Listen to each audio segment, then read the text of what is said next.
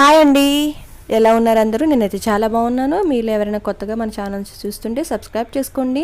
మీలో ఎంతమందికి చేపల పులుసు మామిడికాయ కాంబినేషన్ ఇష్టమో కామెంట్ చేయండి. మా గోదావరి సైడ్ అయితే బాగా వండుకుంటారు. మామిడికాయ సీజన్ అయితే మాత్రం తప్పకుండా ట్రై చేస్తారండి.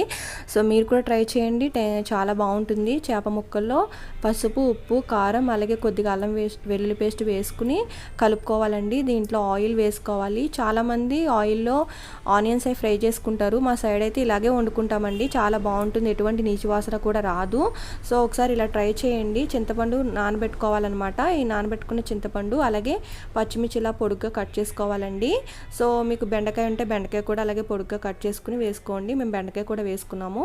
సో పచ్చిమిర్చి వేసిన తర్వాత చింతపండు గుజ్జు వేసుకోవాలి. అదే చింతపండు పులుసు పిండికి పెట్టుకుంటాం కదా, పులుసు పెట్టుకుని అది గ్యాస్ మీద పెట్టుకుని ఒక 10 నిమిషాలు ఉడికిన తర్వాత బెండకాయలు వేసుకోవాలండి. బెండకాయలు కూడా ఉడికిన తర్వాత 5 మినిట్స్ తర్వాత మనం మామిడికాయ వేసుకోవాలి. సో ముందే వేసుకోవద్దు. మసాలా ఏంటంటే మీరు కొద్దిగా ఉడికిన తర్వాత వేసుకోవచ్చు, లాస్ట్లో కూడా వేసుకోవచ్చు. మసాలా ఏంటంటే జీలకర్ర, ధనియాలు, గసగసాలు, యాలకులు అవన్నీ కలిపి మసాలా పట్టిందండి. సో అవి వేసుకుని లాస్ట్లో ఏంటంటే మీరు మామిడికాయ ఒక 5 మినిట్స్ ఉడుకుతుందనగా వేసుకుని కట్టేసుకోవడమే. లాస్ట్లో కొత్తిమీర వేసుకోండి, బాగుంటుంది.